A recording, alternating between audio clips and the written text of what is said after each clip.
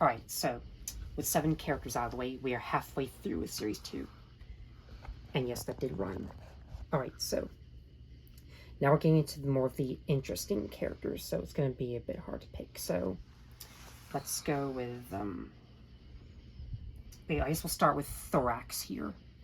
So he's definitely one of my favorite characters from Season 6. I really do like Thorax. His antlers? Yeah, he's a changeling, but he's a reformed changeling now. Now, Thorax was one of the only good changelings who was first introduced in the Season 6 episode, The Times They Are a Changeling. And yes, it's one of my favorite episodes because, of course, it has Starlight Glimmer, and it's a Spike-centered episode. It's a nice paint job. Yeah.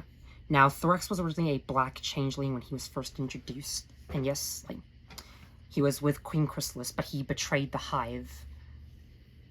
Like, and he did become friends with Spike. Now, it was tough at first because he was a little bit creepy, but... And everyone was, like, trying to, like, hunt him down because, like, of course, changelings are supposed to be the villains, like most of the villains, because their motivations are, like, they want to feed on Pony's love for some reason. I don't know what Chrysalis's motivations are. Like, it's not... I don't think they ever confirm, like, what she... Like, hold on. Like, I don't think they ever explain why she wants to feed on Pony's love. But she does want to conquer Equestria, like how... She was a bit like, Starlight Glimmer, because Starlight stole everyone's cutie marks, but Chrysalis just wants to steal everyone's love. I think you can sort of see the similarities between the two, though I am glad Starlight has learned, like, how to be a great leader in the Season 6 finale, leading Thorax, Trixie, and Discord. Quite the quadrio there. I think the Season 6 finale is pretty epic. It has a great, culmination of Starlight's character. I think Season 6 should have been the conclusion to, like, the entire show of My Little Pony, but I'm not saying that Season 7 is terrible. I do wish Starlight didn't graduate, because, like, I loved it when she was Twilight Sparkle's pupil, because, like, that really helps her become more awesome and give her a great character development. And I'm not gonna lie, she still has a nice development in Season 7. There are still a lot of great episodes of Season 7. Like, there's not one bad episode. If I would have to pick my least favorite, it would have to be Hard to Say Anything, because I hate the love triangle with Big Mac, Sugar Belle, and Feather Bangs, or as I like to call him, Gaston. Alright. But anyways, so here's Thorax's new design. Like, basically all the changelings are formed in Season 6 thanks to the help of Starlight Glimmer. And Season 7, we are introduced to Thorax's brother, Pharynx, who is a darker green changeling, reformed, but he was a black changeling before, and now, like, Starlight and Trixie help him reform, and you get the gist by this point. So I don't know what else to say about Thorax, except he's great. I really like Thorax. If you do, please tell me in the comments below. He's definitely one of the best characters of Season 6. Basically, I love every new character from Season 6. And we have, like, 3 more new characters from Season 6. So let's continue with Skystinger. Yes, he's one of my favorite characters as well. He can be a bit annoying sometimes, but I still like him. That's another cool paint job. So, if you don't know, like, you probably do know because of the amount of videos I made, but I really love the Pegasi the most out of every pony in the show. Yes, I still do love Starlight, but comparing him next to Rainbow Dash, and the fact that I have both him and Vapor Trail now is so amazing. Now, at first, I thought this episode was going to be like Rarity Takes Manhattan, but with Skystinger and Vapor Trail, because, like, if you don't know, in Rarity Takes Manhattan, Suri Polymere was just, like, using Coco Pamel. I think that's how it went, but she did copy off of Rarity's fashion designs, and Coco Pamel quit working with Suri Polymere. So I thought this would be the same thing with Vapor Trail and Skystinger, but surprisingly not. Yes, I do agree that Skystinger has a bit of an annoying attitude. Like, he's a little cocky and arrogant and flamboyant, while Vapor Trail is the more cuter one and definitely waifu material. Like, definitely one of the most adorable Pegasi in the show. Although they do give her a backstory with her and Skystinger's fillies, and the reason why they're friends is that, and the reason why Skystinger's using Vapor Trail is because he can't fly as good. So he's basically using Vapor Trail as a tool, like, even though they're both best friends. But Rainbow Dash and Twilight teach them both to work independently, is what I'm trying to say. Then they both become honorary runnables. There's a scene where they break up and fight, but they do get back together thanks to these two. I'm only talking about Rainbow Dash because If you don't know, I love every main character except for Twilight and Rainbow Dash's best pony. And she always will be, even in season 6. Right. Sorry if everything is falling over. I don't know why. Okay. But anyways, if I could say anything else about Sky Singer, I really think his voice is pretty funny as well. Like, he does have a nice voice. Like, I love every voice of every character in the show. Well, except for Zipper Will. Her voice is the most terrible I've ever heard of. What does it sound like? She's my least favorite filly. I really don't want to quote Zipper Will because I really hate her. And every time she talks, I tell her to shut up. What's wrong with the voice? Well, if you watch the show, I'm pretty sure you would know. But you would have to watch it at first to, like, know what Zipper Will sounds like. Because... It's just annoying? Yeah, it's just a pretty annoying... Is it super high-pitched, or...? No, it's not super high-pitched. She just has a weird accent. I can't describe it because I really don't know, and I really don't care at this point because I hate Zipper Will. Okay. Although I'm sure most of you are going to be against me and 6 say minutes. that you like Zipper Will, which is fine. I respect your opinion if you like Zipper Will. She's just my least favorite filly of the show, so now you know that. That's something new you know, is what I'm trying to say. But my point is, I do not like Zipper Will as a character, and that is that. If you like her, I respect your opinion. It's okay to have your own opinions. You can think otherwise. Like, we can just have our own opinions, and sometimes we don't have to agree, but we should just, like, learn to respect other people's opinions, which is something I do. Alright, sorry for that long off-topic tangent. I just had to, like, get that off my chest. But yeah, there are other terrible characters in the show I really despise, but the Diamond Dogs and Zipper Will and Garble and Flim and Flam and blah blah blah, there are a lot of others. But 7 minutes? Yep, that is Sky Singer for you. He's pretty dope. He's pretty cool. Awesome guy. Next up. Alright, now let's move on to the food critic in the season 6 episode, Spice Up Your Life, one of my favorite Pinkie Pie and Rarity episodes. Zesty Gourmand. Yes. Okay. Oh, I like his cake. First Scootaloo, now Cranky Doodle, and then this character. Right, like, they have some great names. Did you make it out of air dry? She's basically like Sunburst with a cape. Uh-huh. But yeah, her name is Zesty Gourmand, and very nice. if you don't know who she is, she's basically the Anton Ego of My Little Pony. Mm-hmm. If you don't know who Anton Ego is, I think you should watch Ratatouille. But anyways, so Zesty Gourmand is the food critic. She has a little bit of a, like, I don't know what you would call a personality, but she's not fond of other people, like... Finicky? So, yeah, I guess that's the word, but if you don't know what that whole episode of Spice Up Your Life is, I almost said the wrong thing. It's basically the episode where Pinkie Pie and Rarity go to Manhattan like they did in The Gift of Maud Pie when they're trying to find a gift for Maud on Pie Sister Surprise Swap Day, which is a holiday Pinkie Pie came up with. But anyways, that's not the episode we're talking about. Anyways, in Spice Up Your Life, they go to Manhattan. They meet these 2 Indian ponies in a restaurant, and these 2 Indian ponies are named Coriander, Cumin, and Saffron Masala. Quite interesting names, and I love their Indian culture as well. And those are the names of actual spices in real life. I didn't know that, so... I have them in the kitchen, all 3. I do love Coriander, Cumin, and Saffron Masala as well. They're pretty okay. They're pretty nice characters. They have great personalities. I think their dynamic is pretty nice, and especially their interactions with Pinkie Pie and Rarity.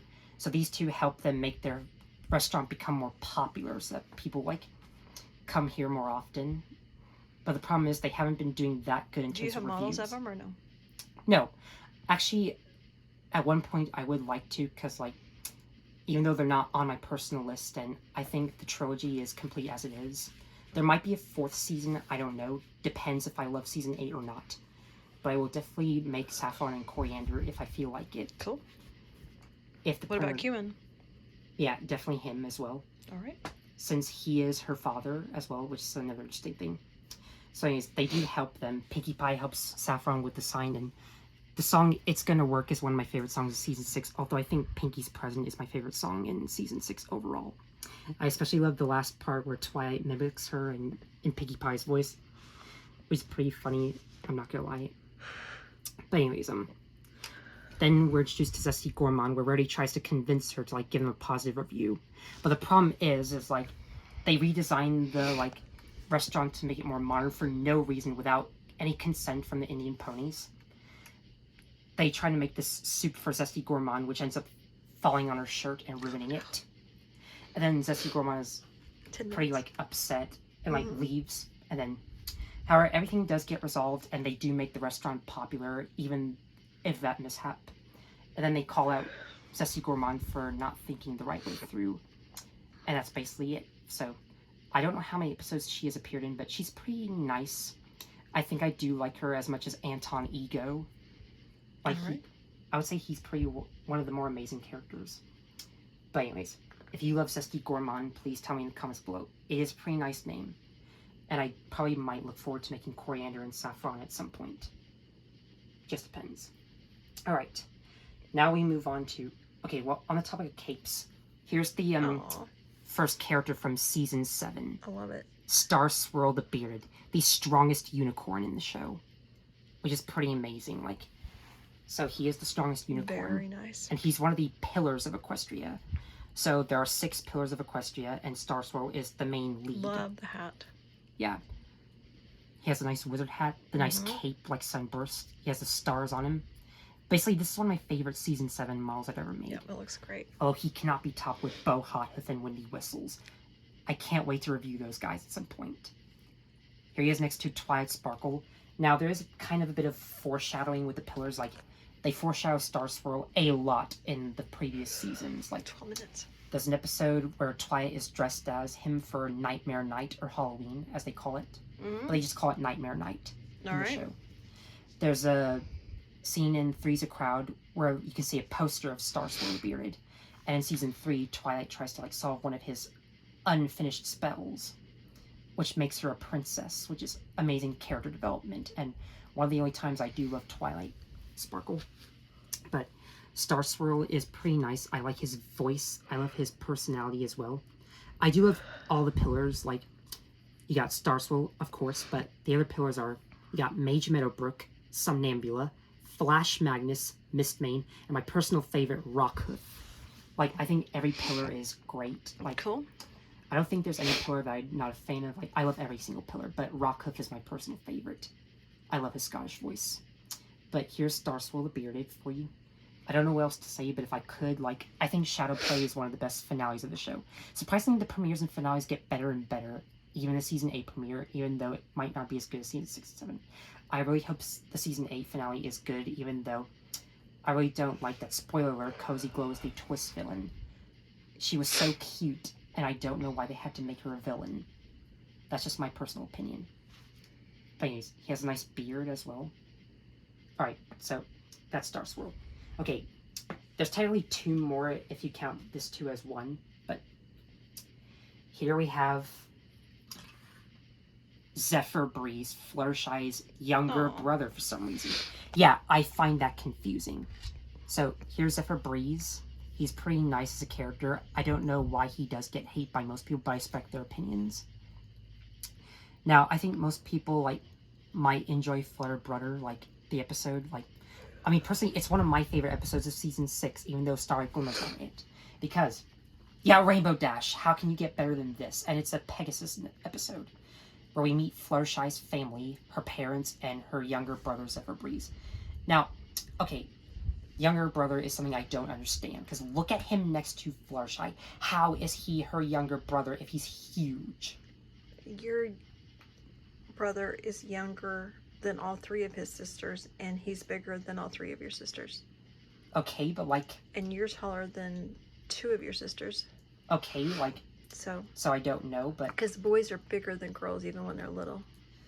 So even if girls' siblings are older, boys' siblings are usually bigger. If you don't know who Zephyr Breeze is, yes, I'm aware he has an annoying personality. Yes, it is kind of weird that he flirts with Rainbow Dash, but hey, you can't blame him. I mean... 15 minutes. I would personally, like, you know, like... Next. No. I'm not done with Zephyr Breeze Okay. yet. There's still more ground I have to cover. Gotcha. Because, like, yes, he does have an annoying character personality, like, sometimes. Like, does he have a beard? He's growing one. Like, alright. He basically comes to Ponyville, like, Fluttershy's house after coming back from main therapy. But he still comes out as having a big ego and being therapy, like, mane like their hair? Yeah. That's what main therapy, like. Alright. But he's still cocky, he's still flamboyant, he still has a big ego. And then basically Fluttershy kicks him out for being too annoying, but she says he can stay at her house on the one condition that he gets a job. Alright. But what's funny is that he doesn't do his jobs, and he gets other ponies to do his jobs for him, even Spike the Dragon. And then Fluttershy gets tired of him and makes him like live outside in the forest. But then they help him like learn that he can do stuff on his own, and like I think he does get a job at some point. Like I haven't seen the episode like in a while, like so I might rewatch it at some point if I get back into the show. But I still think Zephyr Breeze is a cool character. Though I do ship Rainbow Dash with Soren.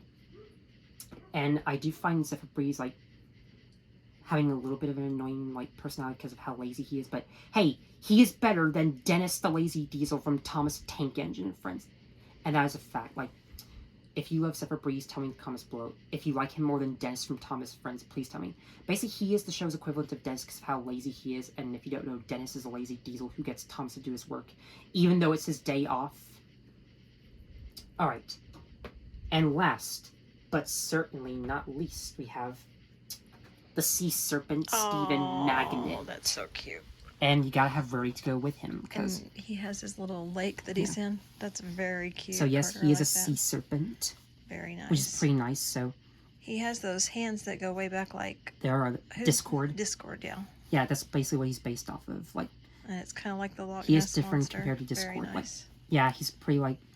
Yeah, he is like a bit of a beast. Like, very nice. I love the water. Yeah, the paint's pretty too. And his purple paint job. He, like, his voice, his character traits, the fact that he returned in Slice of Life. There are a couple of characters who do make a comeback in Season 5, like, I think Stephen Magnet and Cherry Jubilee, one of my all-time favorite ponies in the show. I really love her country accent. And I didn't expect her to come back, so that's shocked 17. me. But yeah, and I also do have Rarity here. So, yes, he does have Rarity's tail. Oh no, I wondered what that was as his mustache. How did he get her tail? Well, basically in the Season 1 premiere where we're introduced to every single character. Oh, and she's missing it off of and her when back. Twilight Aww. meets every pony, Let me see.